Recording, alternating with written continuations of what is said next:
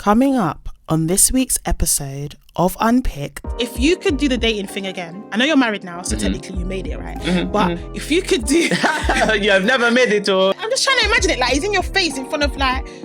And he's just doing... That's what someone needs to do on TikTok. I mean, it sounds to me like you're trying to be on the fence, but really, if you believe in the creator... I'm not trying to... If you believe in the creator, you believe in the creator. Wagwan peeps, it's Venom, what you saying? Alongside my home slice, damn me to the zane. When she and I get together on the poddy, ask anybody, the vibes are insane. Join our family and feel free to come by. We on Apple Podcasts and Spotify. Yeah. New drop on the way every Monday at 6.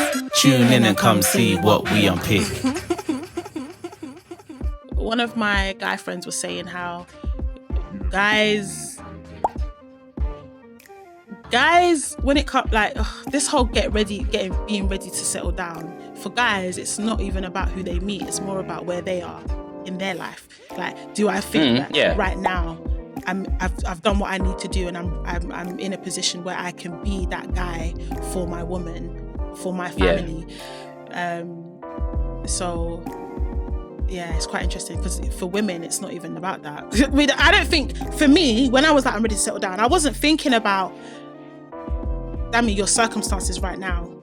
Could you be the best wife and mother that you can be if you had it now? I'm more thinking my age. I just want one. It's not the same. It's not the same. So it's interesting. And another thing that one of my girls was saying was the reason why you're probably seeing less guys that are ready is because in the UK, a lot of guys don't make that much money. Yeah, it's not easy.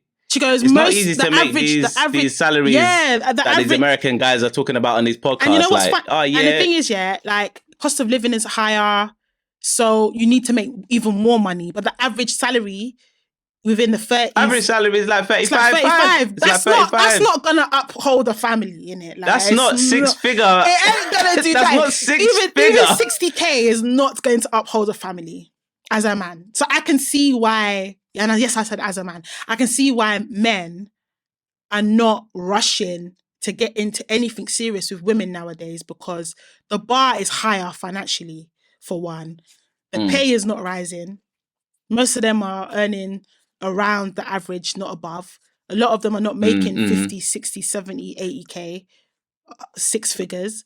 Like realistically, if you want to be having like a 60, 70, 80k salary as a man in the UK, you have to have your own business. You can't be employed by someone. Or it's very unlikely. You gotta have multiple streams. You gotta do, I'm employed.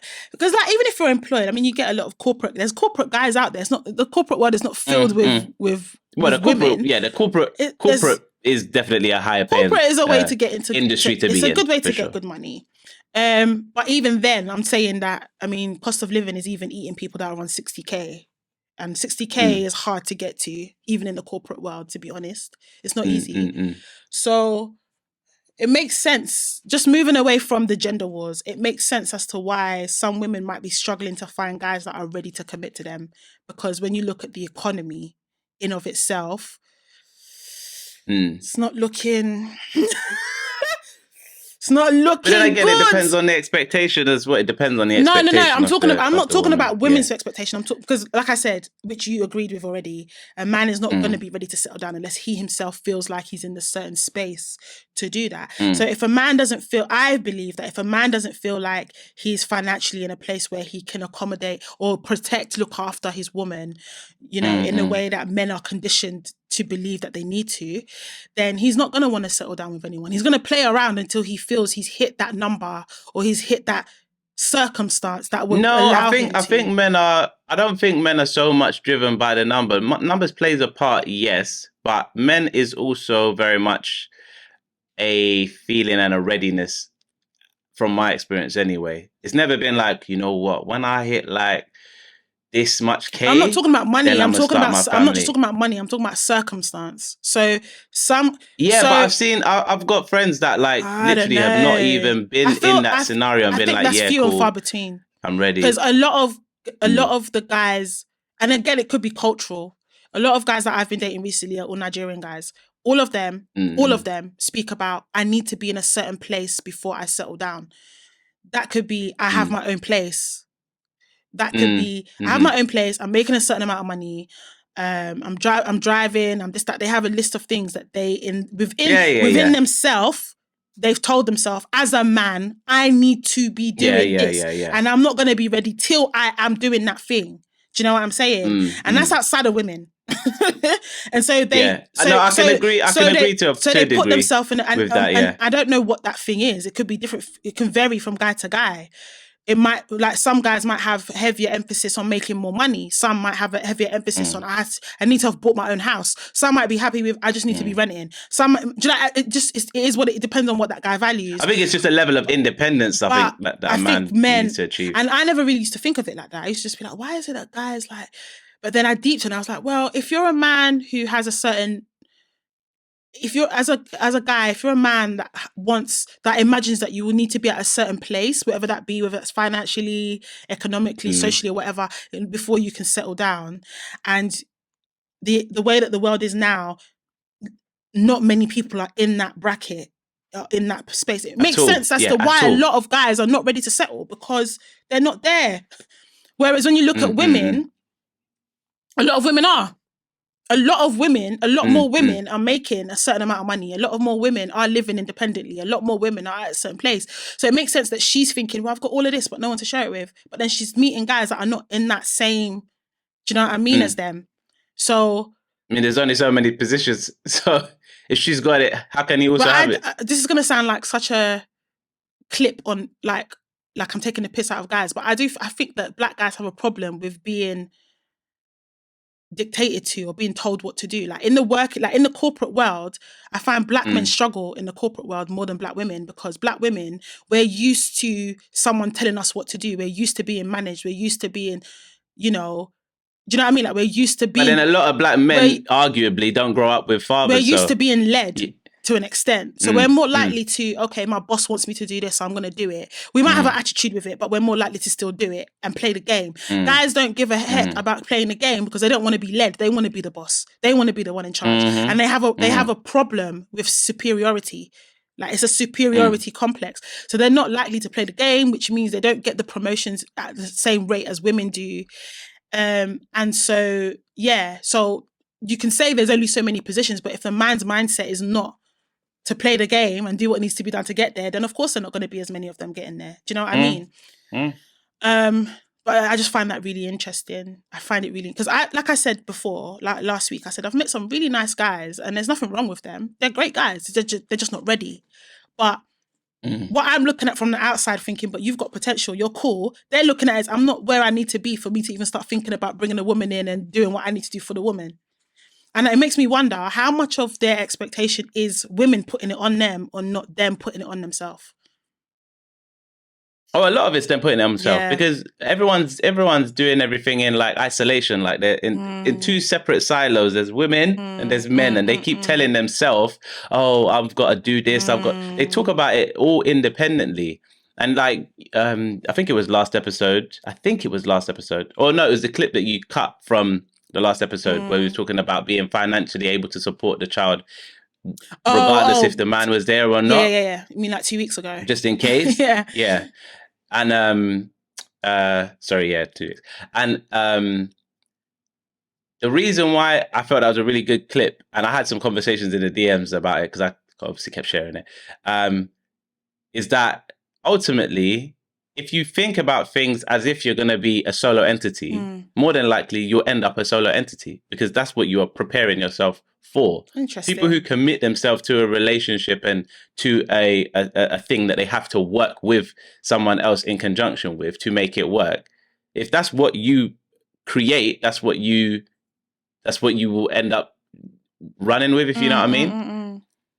If I can run a household by myself, and I already have my own like food standards, I already cook this way or whatever, then what do I need my partner for? If I can tick all of my boxes, then literally anybody else is just having to assimilate to me. Otherwise, they're not good, right? Because I'm already doing it all. A lot of guys are not thinking in that way. A lot of women want partner. No, I agree, but I think a lot of women are the same. No. I think all women A the lot same. of women want partnership. A lot of women want partnership. A lot more. But then that's the opposite of what you said in the clip. No, kind of, because in that clip, I was talking specifically about choosing to be a consenting baby mum. So if I'm seeing someone and I fall pregnant, for me, I have to think, because I know how the world is today. I'm not dumb, yeah? I have to, outside of the parameters of marriage, if I fell pregnant, I'd have to say, Dammy, if this guy left you, what are you going to do? Can you look after the child by yourself? That's what I was talking about. I'm not talking about relationship. I'm talking about strictly for, as a woman and I said it, because I'm the one that's going to host the baby and give birth to the baby. That child is going to be like, it's very rare for women to walk away from the kid. It's normally the woman that's lumbered with the child. And sorry to use the word lumbered, but that's what it is. Normally the man can walk freely. The woman's the one that is with the child. So because I know that risk is there, if I fall pregnant, I have to think about it. That, right, okay, Dammy, like, okay, you're pregnant now, cool. He's telling you he loves you. Yeah, in fact, we might even be married. He's telling you he loves you, he's right now. But if this guy F's off, what's going to happen? You're the one that's going to have to look after this child. That's your responsibility, fundamentally. So can you do it? In terms of relationship, a lot of women want partnership. A lot of women want men that will work with them in all facets of the relationship. Chores, cooking, this, that. Let me not lie. There's some women that want men that does everything financially. Let's do it all. Financially, she wants him to do it all. I'm not saying that those women don't exist. I don't think it's every woman. I know it's not every woman. I know that there's a lot of women that want partnership. They want a partnership with their man. But there's also a lot of men that have that mindset of, I need to be here before I can bring a woman in. And I even saw a TikTok video recently, and I didn't save it, but I think I might have sent it to you in the DMs or something. I can't remember. But the guy was saying, be careful of women who are with you when you're down. And his definition of down was when you're not where you want to be as a man. If a woman comes into your life, she's just coming into your life to manipulate you. She's not coming in the life to come and help you. And I thought, there's men walking around with that mindset, that I can't get into a relationship until I'm where I need to be. Because if I'm not where I need to be, and she comes now, she's gonna try and manipulate me, or she's gonna try and have a hand in my thing. I've never thought that in my life. I didn't even think that's where that was going. But can I tell you something? There's men that think like that. That's what I'm trying to tell you. Like I keep saying, as a single woman, because I've gotten to know, as a single woman that was and now is back in dating, I've gotten to know quite a lot of different types of men with different types of mindsets. And one thing that I'm seeing quite regularly, when you ask a guy, why are you not ready to settle? They've told themselves a whole list of things that they need to have before they can get in relationship with someone. And even if they're faced with a woman that's like, listen, I want a partnership, we could get there together. They're like, no. They've told themselves I need to get there by myself. And it's like, but bro, like you might get there, and then you get there, and listen, this idea that men find it difficult as they get older, when men find it easy, they continue to find women when they're older, is a lie. That's why there's a lot of men. Okay, I can't quantify it. There's men out there that get to 40, 50, they never settled. They want to, but they never settled. They never got the woman. Yeah, I think that's just because they keep wanting better, or this one isn't that enough. This one isn't this enough. There was I forget the guy, and I don't know if I've even still got the clip. This was months ago now, probably. I saw a video of this guy, an older guy, and he was like, listen, he was doing player. He's now old, and he has no one to share his life with. No one to love him. No one. He's going to grow old on his own. And he was like, one thing I would tell these guys is, listen, the player's game, you need to cut it off from 30. When cut it off. It's a young boy's game. It's a teenager game, young 20s game.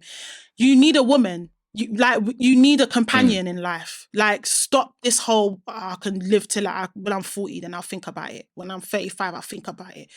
I say cut it off from 23, you're gonna struggle. This idea that women are the ones that find it hard. Men find it hard too.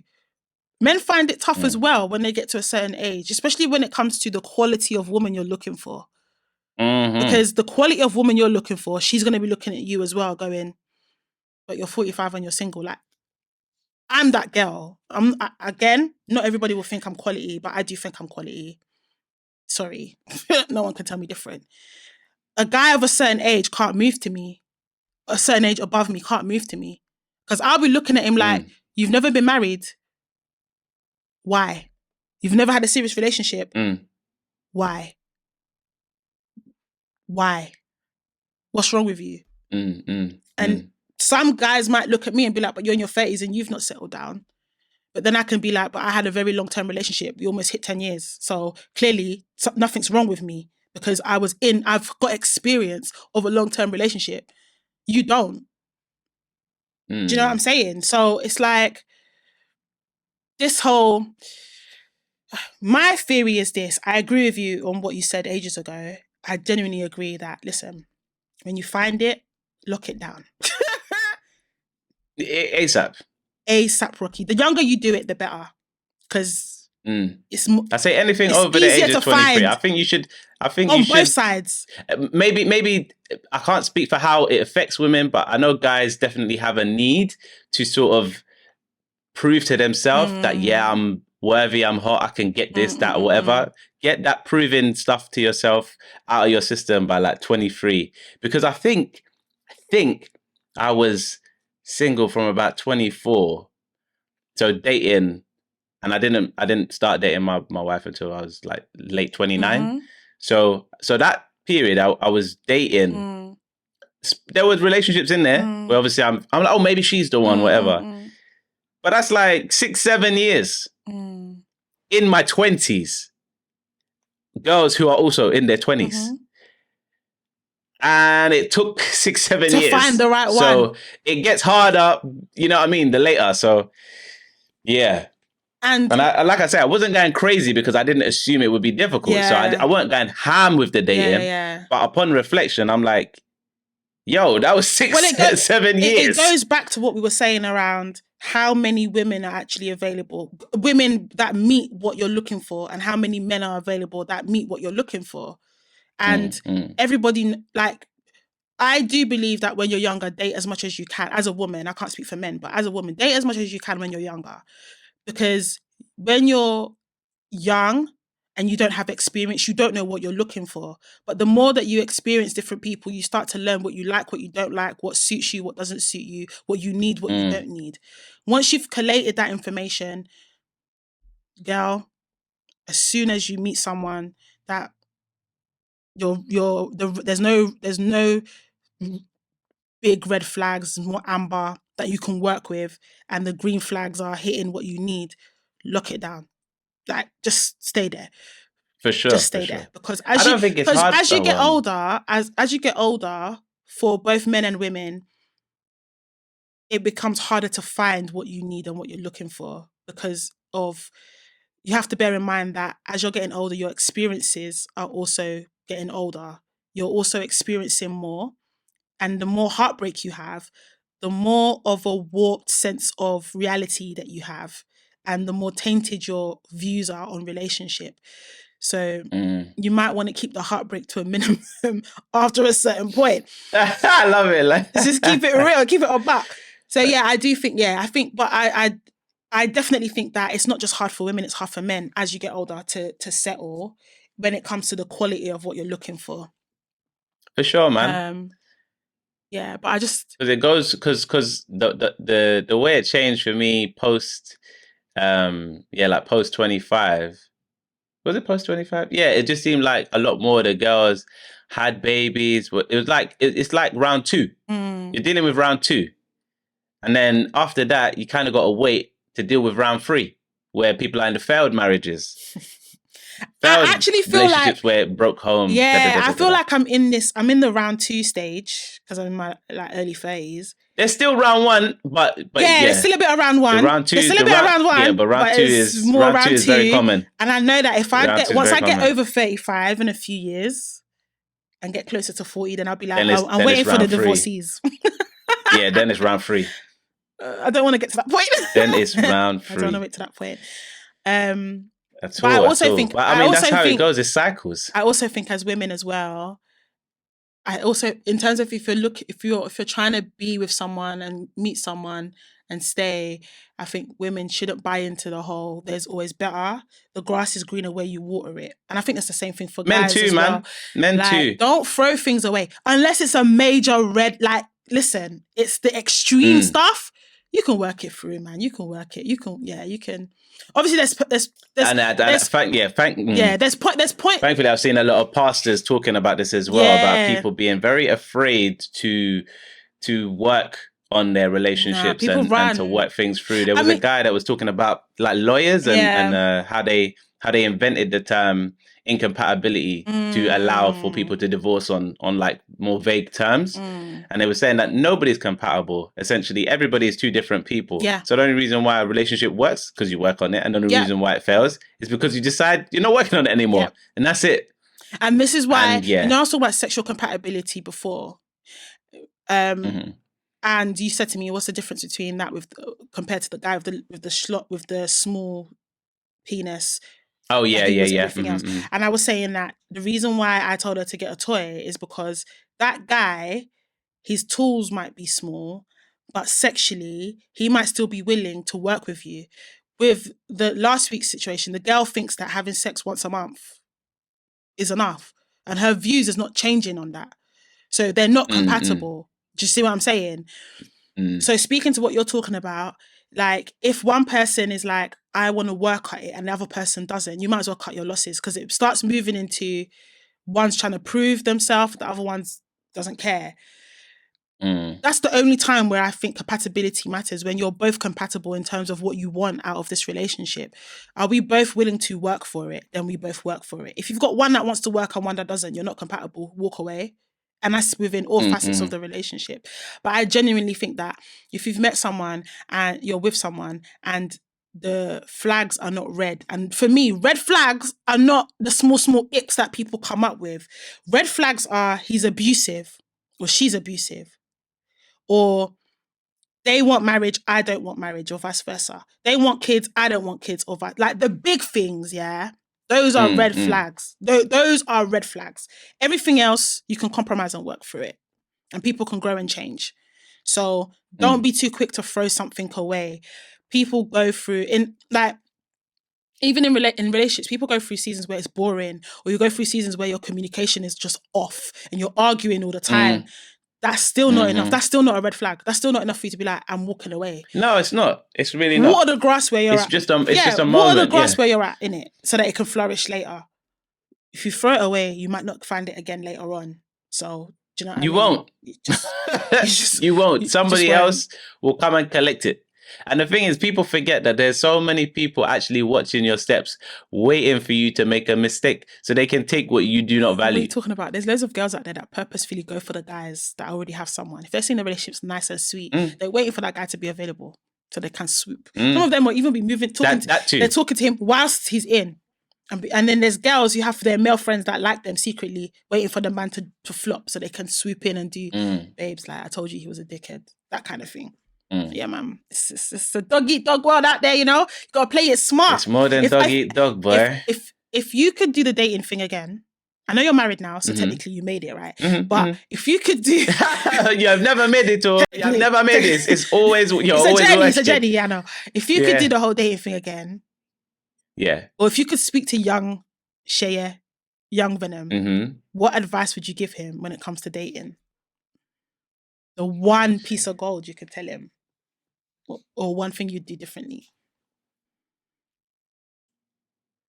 Would I do something different?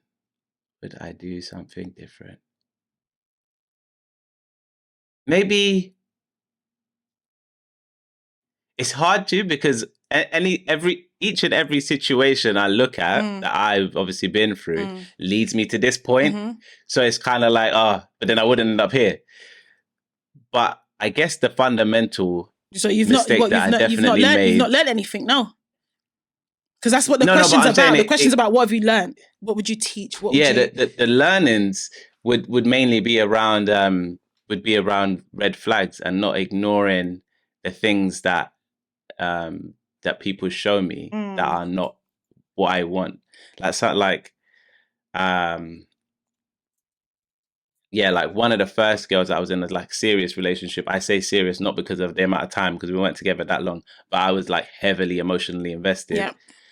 because I thought she was absolutely beautiful, really charismatic, all the kind of things that on paper that I would, if I was just going to scribble out of thin air, oh, like that'd be amazing qualities to have in a partner. Yeah. Like that was this girl. Yeah. But she had major red flags.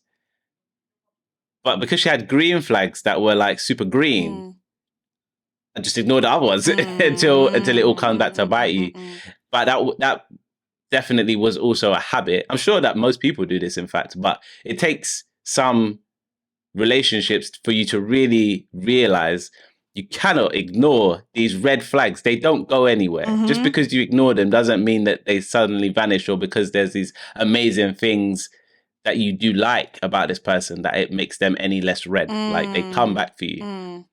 They come back for you when you're low. They come back for you when you least expect it. They always come back. But red flags are red flags for a reason. Like, so it's, yeah, that would be my thing. Because I always give people a benefit of the doubt. Yeah. Always. Yeah. It's not worth it in that capacity. It's not worth for me, it would be fail and fail fast.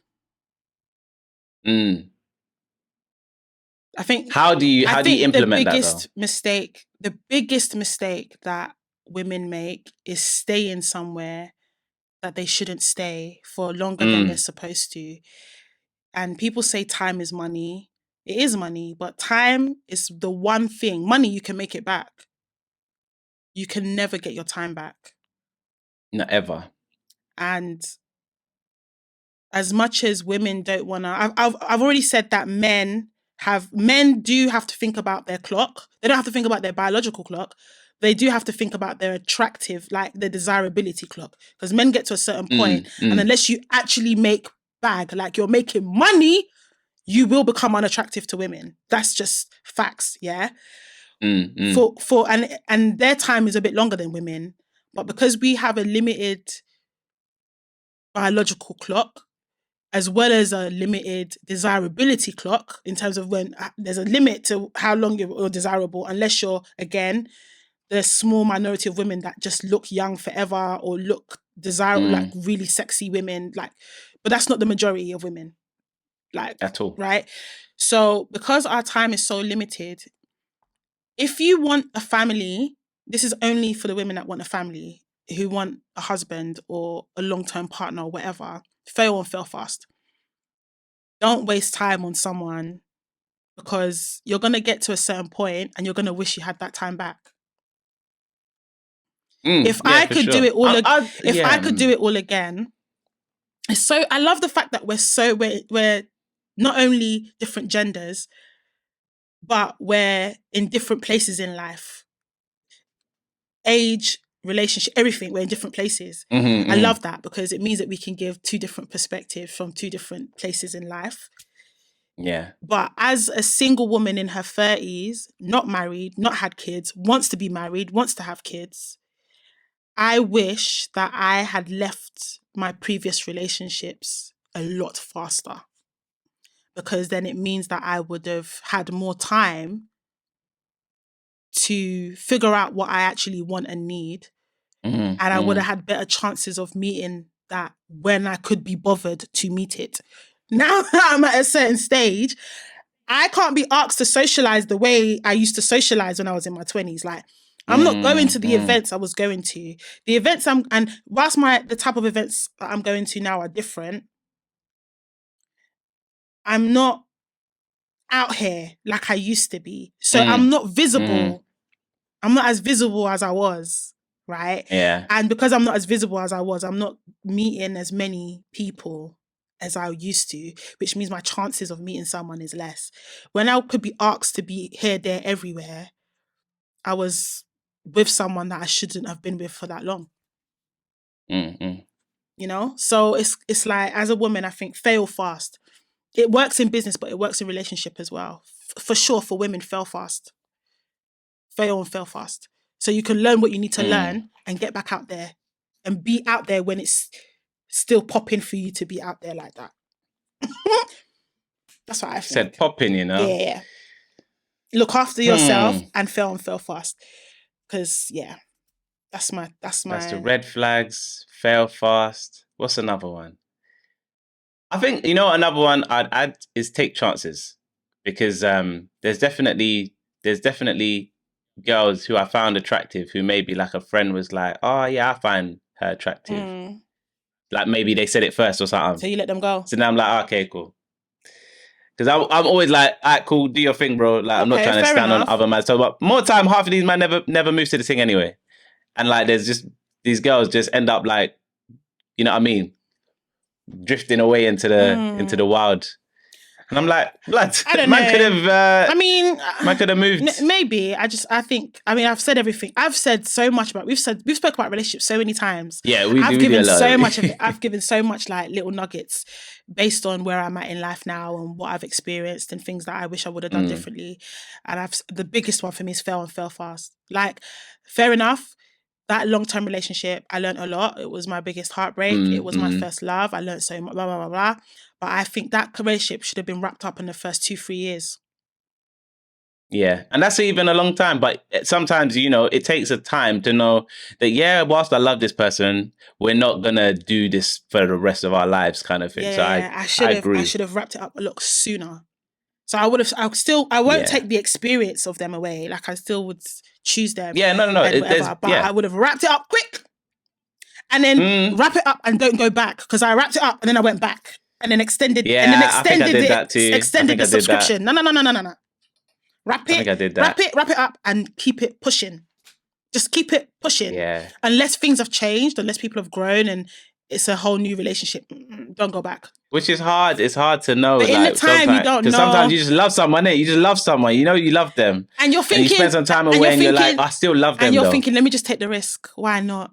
Yeah, but you're like, I still love them. Girl, your time is ticking. Please, be wise. Be very wise. One more thing I would say is we live in a culture now where if you're over 30, you're deemed as ancient, and the younger girls don't want to listen to the older girls because they think you're old, you don't know. All young. Is that how you lot moving? Yeah. All young people fall into the trap. Your parents will be telling you my time, and you'll be telling them your time's different to my time. And whilst that is true, they're still wiser than you. Please, when these older babes are telling you something, or when older guys are telling you, just hear word. Not saying you have to. You can see it. Not saying you have to. You can see it from a mile away. Not saying that you have to do what they're saying 100%, but don't shut it down because they're older than you or because you think, the time is different. Listen, they have wisdom that. Yeah, but it's the structure. It's the structure of our community. It does not permit. It's mad because it doesn't permit. When I was with that long-term ex, my parents told me 2 years in, Dammy, this is not going to end well. And I was doing that. You don't understand. You're not in it. You don't know him. You don't know us. You don't know us. Am I not here now? Am I married to the guy? I was fighting for him. Listen. They were like, listen, we know you love him. You have to learn it. We know you love him. We know you love him. But listen, where you are, what you want, and what he wants, it's not the same. No, he said this, he's done that. They were right. But they know what they know. They know what they know. And the thing is, I knew I was old, right? When I must have seen this young girl who is like a friend of the family. I'm trying not to get anybody in trouble or myself by beating up that I'm talking about her. But I saw this young girl, friend of the family. Yeah. And I just looked at her and I said, hey, this one is on a path. It's not long. She's going to be with child and she's young. And I was in a sort of proximity where I would be able to see her more, like, you know, to confirm this. And lo and behold, man, a few years later. And I was like, I wish I could just guide her because I would, but I can't because this is not the world we live in. Sometimes you have to feel it. Yeah. And I had to go through it so that I could really, because I was arguing to death. So I had to go through it. That's why I do resonate with what you're saying about if I didn't go through those things, I wouldn't be where I am today. Right? Cool. That's fine. I've gained a wisdom that since I didn't want to hear, I had to feel it. Cool. But I'm just saying to the people coming behind, yeah, it's not horrible. There's nothing wrong with being single in your 30s. But if you value relationship and you value family, there's an easier way to go. And if you want the easier way, hear word and hear what I'm saying. If you don't want the easier way, you're going to live your life anyway and experience what you experience. But I don't want you to get to a certain point and be like, I was told about this and I didn't listen. Because when I broke up with my ex eventually, and I was dealing with, I'm not where I thought I would be in life after sewing into this person for this long, after wanting this person for this long, and I'm still here with nothing in terms of in that area. I was like, Dammy, deep it. You was told about this before, you know. Now I have to live with the decision I made. And this goes back to choice. That's why I speak about choice so much. Because I made a choice as I lay in my bed. Now I have to lie in it like that. Do you see what I'm saying? But if I had just failed fast, like they told me to, yes, only God knows where I would be now. However, I might have had all my kids by now. Do you know what I mean? I might be Mrs. whatever. Do you know what I mean? Also, if that's not what happened in the after you failed fast and you said, I'm gonna cut my losses, this is not right for me, and you actually happen to be single now, then it might even be worse that you might be thinking, but I left this relationship because I was listening to them, and I didn't give it its time. That's what I was thinking about. I know. So it's hard because I still feel like you had to do. You had to do. It was inevitable, innit? It was inevitable that this was going to be my path, innit? But I'm just saying, y'all, if you can, just make... Yeah, listen. Just listen. At least consider what other people are telling you, especially who you believe have the best for you in the heart. Yeah, and be open. Like, don't hide things. Like, find your people and be open and honest with them. Because if they're your people, they won't lie to you, man. They won't. Like the people. Not if you create the space. You got to create the space. But the only way to create that space is to be open with them. If you start, it's harder for guys. I know guys take time, man. Guys take time. Yeah, just find your people and be open with them, and then as you're open with them, be prepared to receive what they're telling you. Because you don't know nothing. Sure. That's the one thing I would tell the younger me. Oh my days! I mean, you don't know anything. You're going by what you can see. The people around you can see more than you, and if you've just been honest and open with them, then things might have been different. But, such is life, Anyway, that's enough of us being old uncles and aunties on the podcast.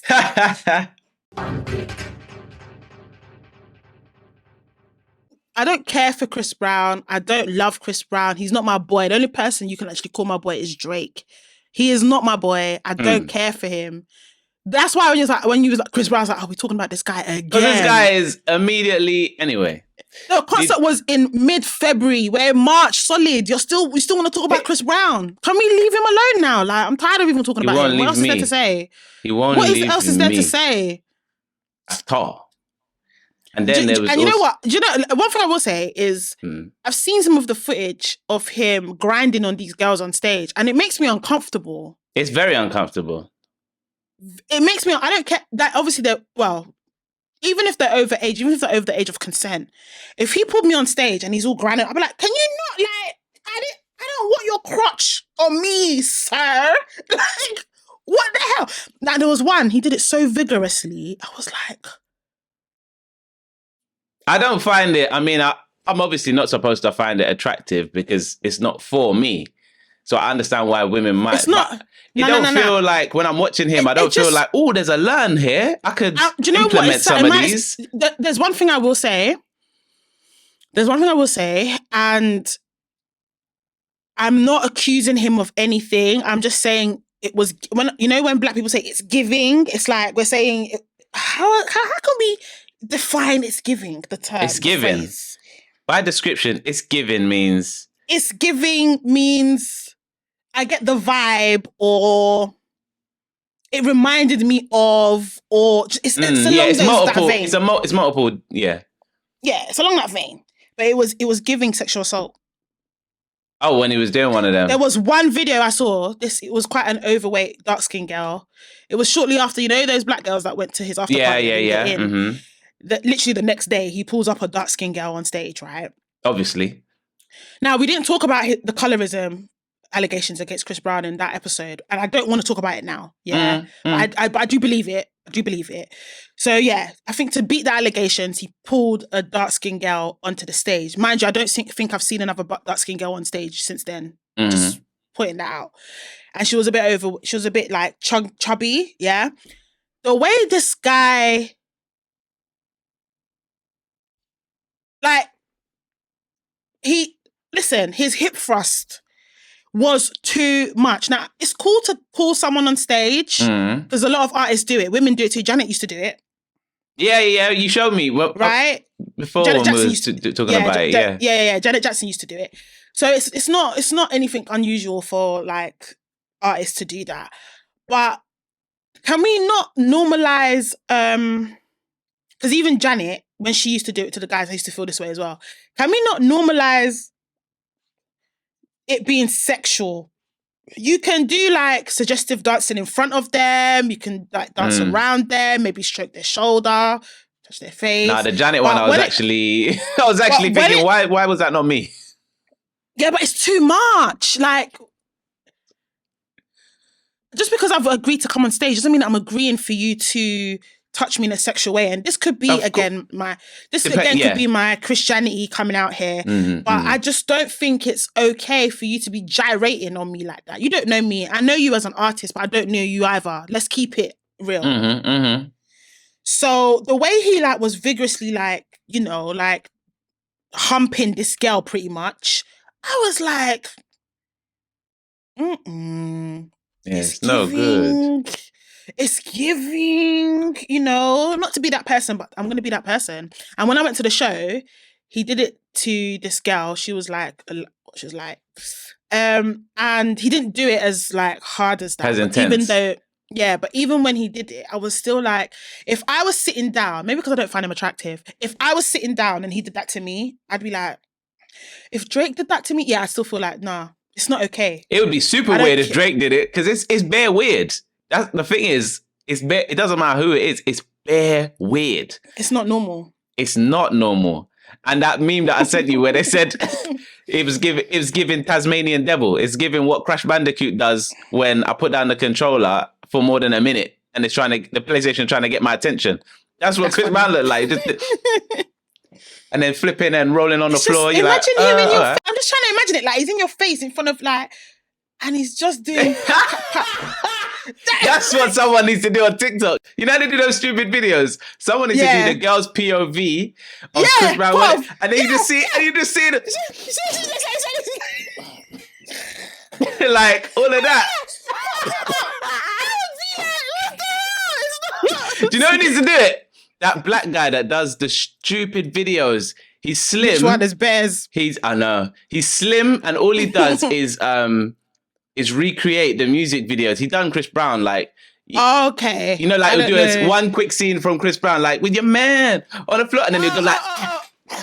Yeah. There's a girl that does it. There's a girl that does it as well. But I'm just trying to like... I was putting myself in their shoes, like...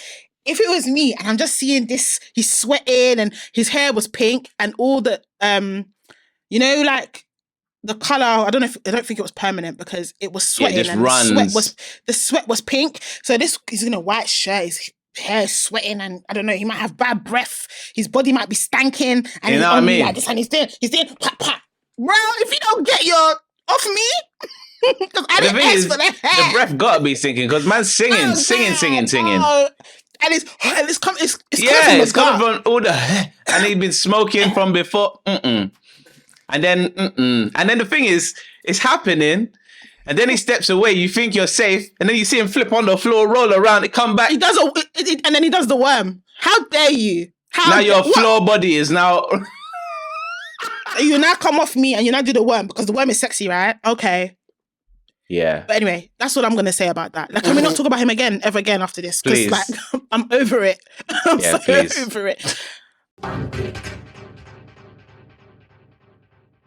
Would you date a man of a different faith if a man was religious but of a different faith?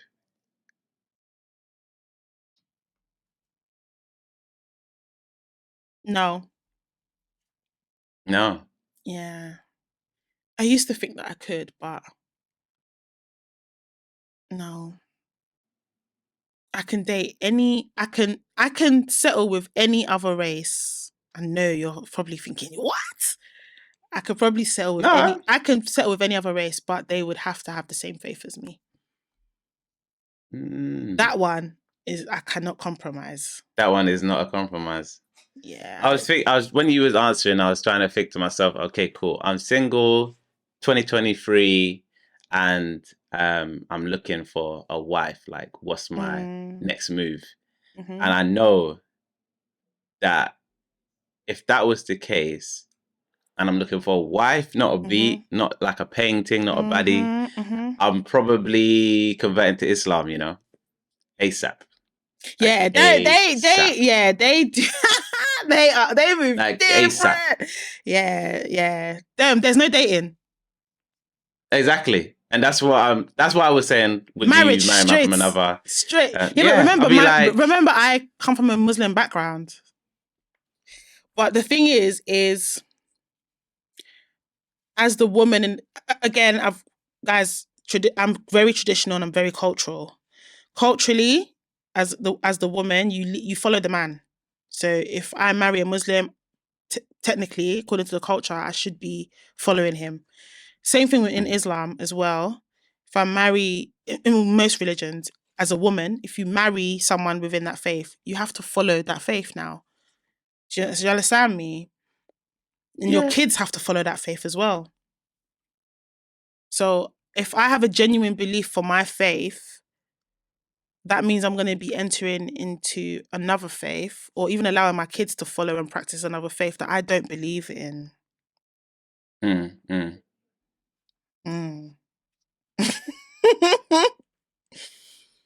As a man, I get it. You can do what you like, but it's not the same for women. No, but I mean, I'm not like. And don't get me wrong, feminists might come for me on that one, but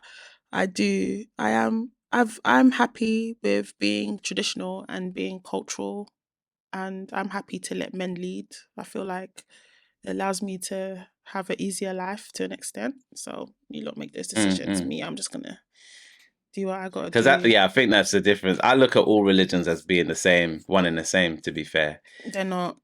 So that's why I'm not. But it's such a Nigerian thing to be like, Muslim and Christian, it's the same. It's not the same. I'm not saying that the practices are the same. I just look at it from a macro perspective, not a micro perspective, which is that they all Western religions believe in like a higher power that's like this omnipotent being, and all Eastern religions believe in like an inner connection that connects you to the whole universe. And that's basically how you can categorize the two classes of religions. Where do you sit again? Where do I sit? Yeah. What side?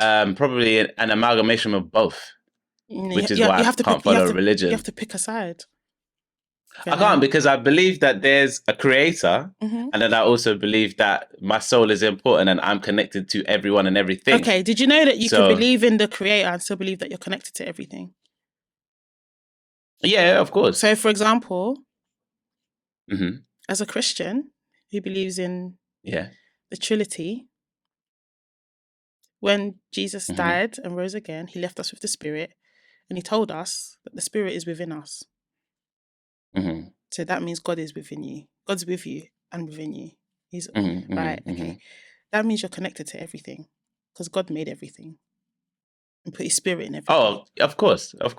So, I mean, sounds to me like you're trying to be on the fence, but really, if you believe in a creator, if you believe in a creator, you believe in the creator. You can't believe in the creator. You can't believe that there's a creator and also believe in the universe. The universe, of course I do. Separate. No, there's the creator. I believe in the creator. I believe in the Big Bang. I believe in evolution. Did you know that all those scientists were also Christian, by the way? All of those scientists. Yeah, no, but all of it still proves that God exists. That's what I'm saying to you. It sounds like, what I'm trying to say is, the way that you convey it is, I'm a bit of both. even as you're conveying it to me, all I'm hearing is God, God, God, God, God, God, God. Unless you believe there's no God and it's the universe and that you are a God yourself and that do you know what I mean? The universe, this and everything flows out of me. Then you can say that you're on one side, but you can't be. So I do you can't believe be, that, but not you- that I am a God. But yeah, then that means you're firmly on there's a creator and it's God. You don't believe in this universe stuff. You don't. You believe in okay, describe this deity, universe stuff that God. you're sort of that you're talking the way about. I understand the universe thing is that I don't even know if I can explain it. Because I don't know if I can explain it, but So- from what I've seen is it's this whole thing of believing that, to be honest, you are God. Everything comes from me. I am God. Okay, no, that's not what I've understood No. the universe stuff to be. When I read a book about Hare Krishna, it was more so talking about energy and how there's this flow of energy and it starts from within and it connects you to Krishna, which they believe also is God. And it flows through time and space and and there was I read the book so long ago. Yeah, but that Krishna I cannot thing, remember the that bits. Krishna thing is still not the ideology of this whole universe practice, occult thing that these people practice. Yeah, but I'm not into like stars and moons and that stuff. Exactly. So you sit on the God side. It's just that you don't follow a faith. I'm on the West. Yeah. Cool. Because all this a bit of both. No. Because even that Krishna thing you explained, they believe Krishna's their God, right? But they believe that they are connected to Krishna through their spirit. Okay. Christians can argue, because of what I just explained, that I am connected to God through the spirit. When I pray, I pray.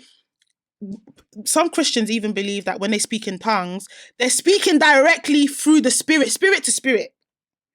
That's how they as a human being with my own ears, I can't understand what they're talking about, but my spirit understands because my spirit is speaking. I'm praying through the spirit. That's the spirit that God planted in me, and that spirit is God. Do you understand me? So you can still. It's all about how it's explained and understood in it, but that whole universe thing is completely different. That's all believing in things like because you were born at a particular time. Your but I didn't say life, I said died. I said out and in. No, what I'm saying is like the universe thing. People like the practice of believing in the universe. That's believing in like astrology and believing in your birth chart and believing that your life certain positioning and your and you know having your life has certain cycles, and when you understand those cycles and this, that, and the other, you can use that to kind of map out what you're gonna do, influence and how you're certain gonna things do about it, your life and stuff. Yeah, and then and then there's the side that believe in, which I don't even think is a universe practice. I think it's just straight up witchcraft, where they believe in things like tarot cards and being able to connect with the dead and speak to people on a spiritual plane. Yeah, that one is that's a third. So okay, one. So do you understand me? Right, so there's part of the universe thing that you said about cycles. I do believe in cyclical rhythms because everything is based. Our whole existence is proof of perfect synchronicity of cyclical rhythms, and the body has its own, not just the like day and night cycle. So I do believe in stuff like that. I don't find that to be religious, though. I think that's just more logical and real. In terms of the spiritual plane, again, I do believe that there is a spiritual plane and that some people may be able to communicate with it or are sensitive to it and able to at least receive some type of information is the best way to put it, but I don't mean information like, oh, write a text. I just mean like you're able to identify things there that most people are not able to even identify. But yeah, I know, and I don't really label a lot of things as witchcraft, again, because I don't subscribe to a religion. So there's not things that have to be in my belief and have to be out of my belief. And I know that there's so much knowledge that has been lost that I cannot, and this is why I can't accept certain religions, because I'm like, but there's so much information. If for example, just a basic one is like the pyramids, Mm-hmm. as in how old they are and how they were constructed. Mm-hmm. There's minuscule information about how, but no one has the information. Mm-hmm. But the information, or rather the technology required to make them, is so advanced that even now we still can't explain it. And look how advanced we are. Mm-hmm. So that's why I shy away from positioning anything firmly with regards to certain things, because I'm like, yeah, but my brain and my understanding of this whole human life is at its most basic, because there's things that's happened millions of years before my time that I still can't be explained by the best of my people right here, right now. Yeah, I hear that. I do believe that there's cycles. I don't believe that we can decipher those cycles, and that we should base our life decisions and how we live our life on these cycles. And the reason for that is because I believe in free will, and I believe that God is the only one that is all knowing of everything. He knows what's ahead, he knows what's behind, he knows what's happening in the spiritual realm. He knows he's in the past, he's in the future, he's in the present, synonymously. We can't do that, no matter how much we try. I think when you start to base your life on these cycles, you place yourself in the position of God, in that you're trying to control your life and what happens to you and when that's not supposed to be within my control. And actually, we don't have enough knowledge. We don't have enough knowledge of the world for us to be able to do that. Case in point, you just said, we know the pyramids exist. We have no clue how they got there. We don't have that information. I don't think we could even recreate pyramids right now with the knowledge we have. So you're not qualified to have that level of control in your life. You're not qualified. What I decide to do with my life right now is based on the knowledge that I've acquired up until this point. I have no idea what the decisions I make today. I have no idea how those decisions are going to impact me, whether it's going to be good or bad. I can make some sort of calculated assessment or judgment, but I'm never going to be correct. Arguably, that's what they're doing. I'm never going to be correct based on their knowledge that they've. I'm never going to be correct, because I'm not the all-knowing. Only God has that power. Only God could be like, yeah, I know the date that this person is going to be born and the date that this person is going to die, and I know how it's going to happen. I know to the timing. I can't count the hairs on my head, so why should I? I can't count the hairs on my head.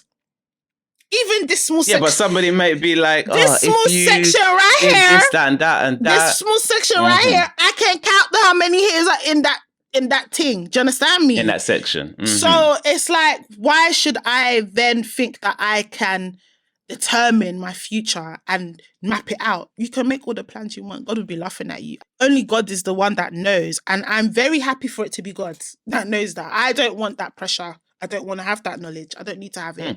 It's a big burden. Yeah, I don't think it's a burden. I think knowledge is power, and I don't think knowing more detracts anything from God, because God is all knowing. And there's certain information. That's why I'm like, I don't need. No, so God knows everything there is to know. But man doesn't need to know everything there is to know. But the thing is, there's much more that man can know, and that's what I subscribe to. I like the idea of being able to know. There's people have come before who are made of the same stuff that you're made of and have lived completely differently and had access to knowledge that you can't even fathom. And this is what they did with it. They built pyramids for free without machines, because and whatever. Like, there's a guy that I used to watch. I don't think they were people like me, because I think that, and this is where science and the Bible, and even the Quran coincide. We had giants back in the day.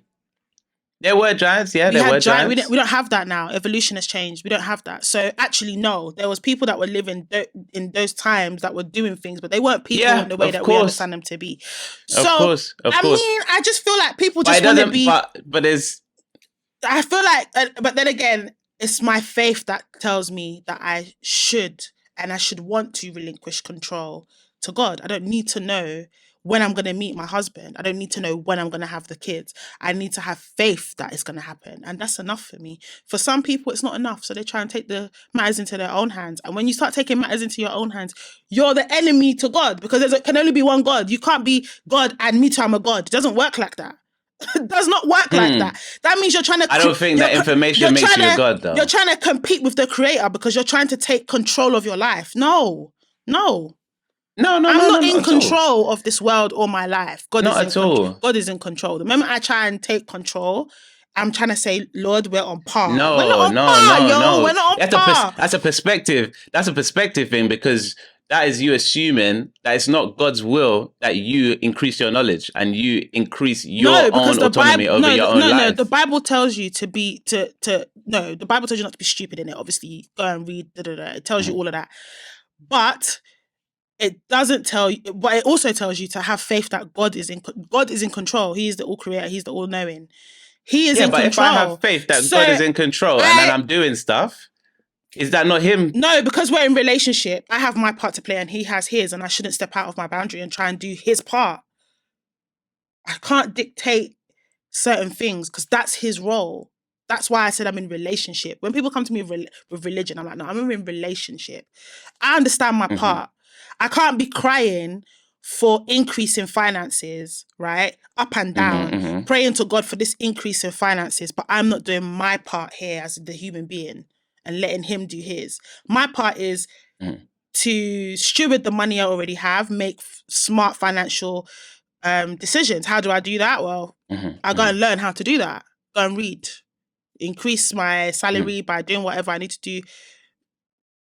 That's morally correct to increase my salary and steward it well, and then trust that God will just increase it for me in the powers that he knows how to. When I start trying to monopolize and take things into my own control, I'm basically saying, God, I don't need you anymore. I can do it by myself. And when you do that, according to the Bible, you're basically trying to be like, we on par, yo. I don't need you. And that's not right, because God's the creator. Of course you need God. You wouldn't even be here if it wasn't for God. I think it's a perspective thing. It's not a perspective, it's a faith thing. It is. Yeah. No. The reason why is because I don't think that... So for example, if you're praying for money and then you're doing the things that you've outlined, I don't see the difference if I'm saying, God, I want to lead your people.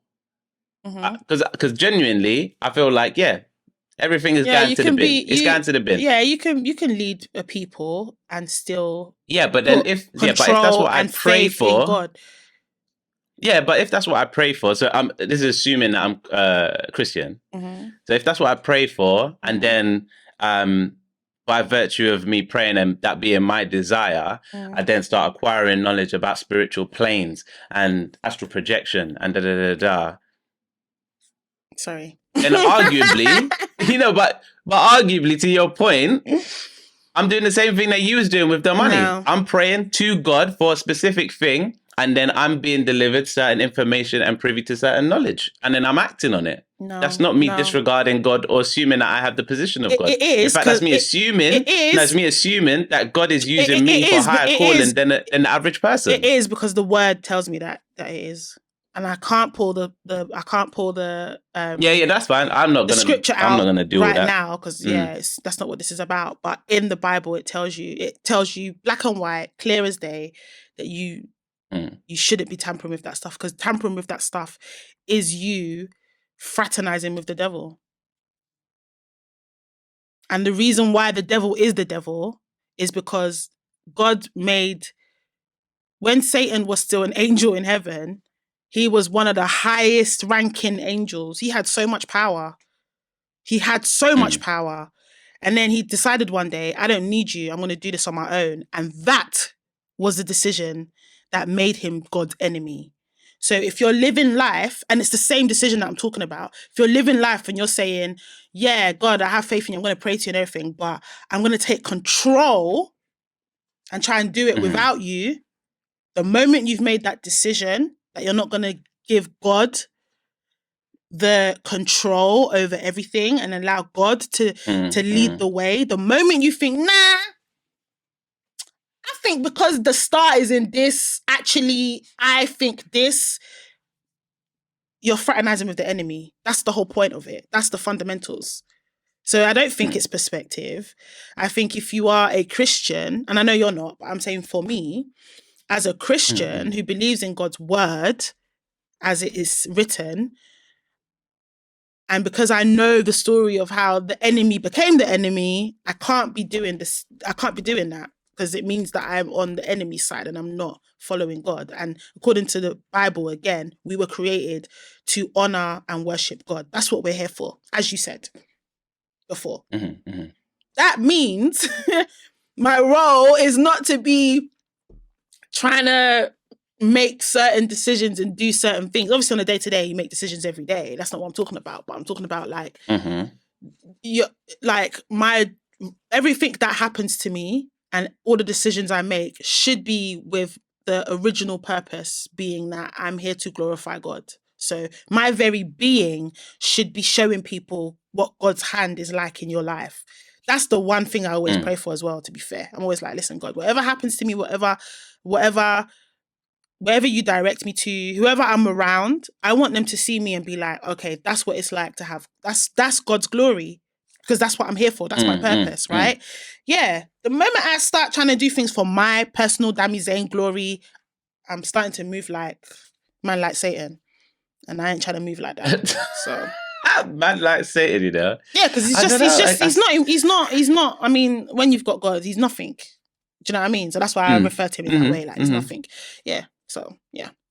Christians give each other a bad name because a lot of Christians, they don't actually read the Bible themselves. So they go to church, their pastor will tell them all this stuff. And more time, when you go to church for long enough, you start to realize that it's the same Bible passages that they rely on. They don't actually, like, you can go to church for like 10 years, for example. I doubt that in that 10 years that the pastor would have the Bible will ever be read. That the pastor would have gone through every single thing in the Bible. So that's why we have to go and read it ourselves. And also, your pastor's giving you a message which you can never know someone's true intentions or who's actually talking to them or who's actually giving them that message, which is why you're supposed to have a personal relationship with God yourself. Hence why I don't believe in religion. I believe in having a relationship. But anyway, that's aside. But the thing about Christianity that I don't like is the whole people not reading their Bible themselves. And if they did read the Bible themselves, they'll come to realize that the Bible also talks about these things like astrology, and it talks about all of it. It explains all of it. And you get to even within the Bible, there's cycles. Like there's certain things that Jesus said in the New Testament that links directly back to what was said in the Old Testament. And unless you read and study the Bible, you're not going to understand that. You're just going to read what Jesus said, and then you're not going to get the context because you haven't even been able to learn it enough to understand that that means this, and this is where he got that from. Do you know what I mean? And how now once you understand that, you're able to read it and understand it in a whole different light because you understood the preface or was even able to identify the preface. The same thing with the Quran. The one thing that I admire about Muslims is that they are actually encouraged to read the Quran themselves. And when you read it yourself, you get the entirety of the message in the book. In its purest form, yeah. Yeah, you don't get what someone, it's not secondhand. It's what you read. It's what you saw it for yourself. You studied it for yourself. So I'm at a stage in my life now as a Christian where I'm heavy on read the word yourself, Dami. Like you can listen to as many podcasts as you want. You can do praise and worship all day. You can go to church every Sunday, but read the book yourself, because when you read it yourself, you learn it and not just read it, study it yourself. Because when you study it yourself, you'll come to learn that all these things that you're talking about, it's already there. It's no different. I'm just not the best at, my gift is not preaching, so there's no way that I'm going to be sitting here telling you, yeah, but synergy is in the Bible because in verse it said this and that, and maybe to that, I can't do that. But I know within myself that a lot of what you're saying is in the faith that I already reside in. That's why I'm like, for me, I feel like the next thing, really, if I was really going to try and evangelize to you, the next bit would be for me to start trying to get you to see that, yes, there is a spiritual realm, and yes, there is spirituality within the faith. It's just being able to identify which is God's and which is the other side. And that's it. Once you're able to buy into, that's the side that we we don't F with. We F That with this side. yeah, and this is the side that we mess with. Yeah, then it'll be like, oh, he's coming along to my side. But I'm not an evangelist. That's also not my gift. So I hear that. There's that. But, yeah. And then there's also when I was in a Christian school or Catholic school rather and was doing my studies and stuff. And this is another reason why I hear what you're saying and I understand why you're saying it because I understand where it comes from. But when there's tales of like, who is it? Is it Moses and the burning bush? Mm-hmm. Or Noah? Or Jesus? And people who have like discourse with God. Mm-hmm. It's very easy to, this is why I say it's context or perspective. Because it's easy to imagine when people speak of the second coming of Christ, no one knows exactly how that's supposed to come. And some people even think maybe Christ will be just a man or woman on earth, a person on earth who God then speaks to and says, you know, this is your mission. We don't need to know, but we'll be able to recognize when it comes, we'll be able to recognize it. Yeah. But what I'm saying is not necessarily for the rest of the community, but for that actual individual themselves, it would be problematic for them to discern that God is speaking to them.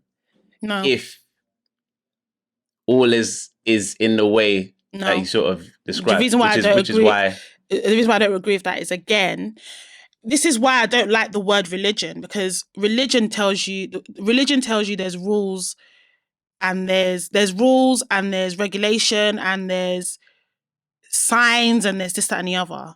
Relationship tells you if I'm in constant commune with God, I will be able to recognize it. And my Bible tells me that there's going to be a lot of Christians who are not going to make it. Oh, of course. And that's because they don't have that relationship. God, Jesus said himself that, you know, when you look at sheep and it's, what do you call it? The shepherd. Sheep know who their shepherd is.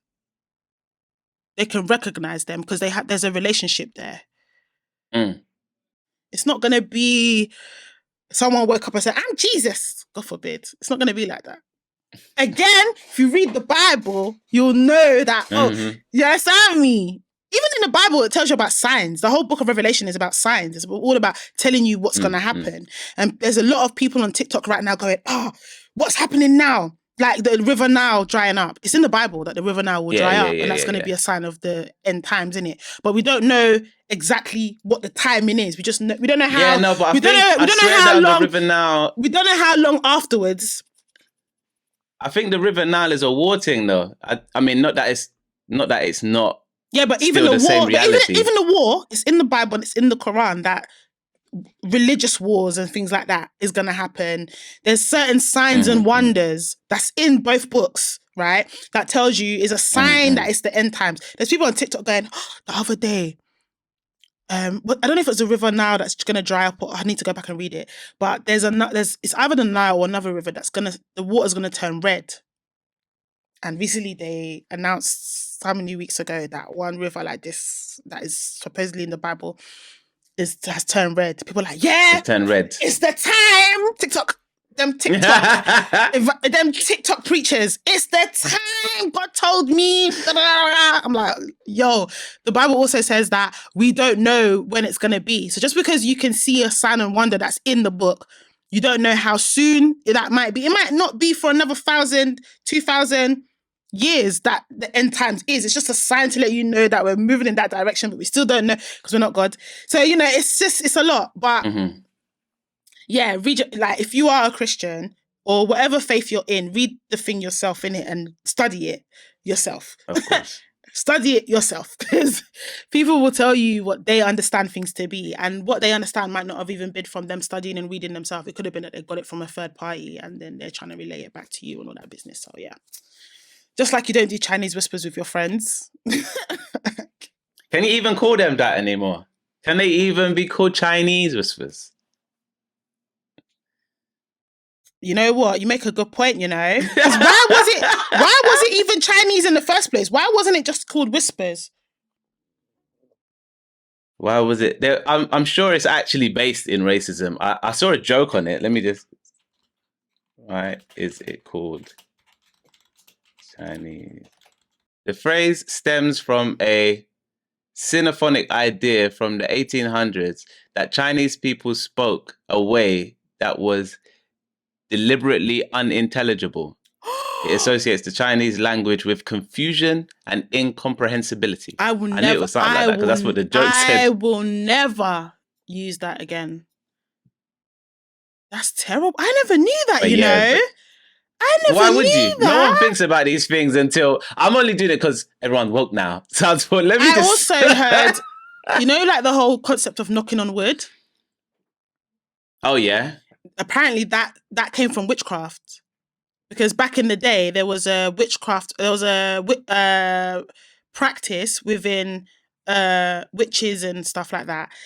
That they I can't explain it properly. Let me get it out because I need to explain it properly. Where does knocking on? Yeah, here we go. Boom. Knocking on wood is thought to come from the folklore of the ancient Indo-Europeans, or possibly people who predated them, who believed that trees were home to various spirits. Touching a tree would invoke the protection or blessing of the spirit within it. I'm here for it. So I'm here for even it. the idea of knocking on wood is like seen as like some It's saying, sort of... wake up and protect me, please. I'm here for it though. I only need God's I'm here for it because I need God's protection. I believe- don't need yeah. wood and anything in the wood. No thanks. I just need God. Thanks. I believe God's protection is all around me. It's everything Yeah, that's but the around same me. It's all way, these the life same way that forces. there's spirits that are on God's side, there's spirits that's on the enemy's side. So I don't know if I'm knocking on this wood, I don't know which spirit is coming out of it. So do you know what? I'm just gonna be like, God, Yeah, I don't know. Let I don't know anything to do with the enemy. I only know God. let me bypass the wood and just go straight to the. Let me just go straight to the source in it. Like hallelujah, praise God. But yeah, knocking on wood. It's so interesting the things that you grow up on, and you just say it and do it, and you don't even.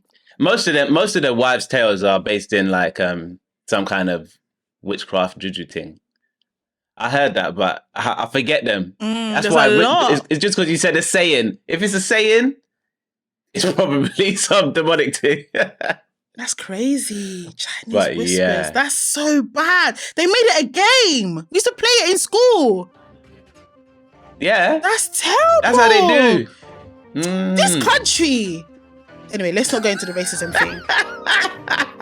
Let's not. Yeah, this is not a racism episode now. Yeah, because we've gone from relationship to faith. Yeah, it's not, because that's wild. That's wild. Oh wow. Yeah, I'm never ever gonna use that again. Never. Thanks for teaching. There you have it. Yeah, that's your lesson for the week. We taught y'all something.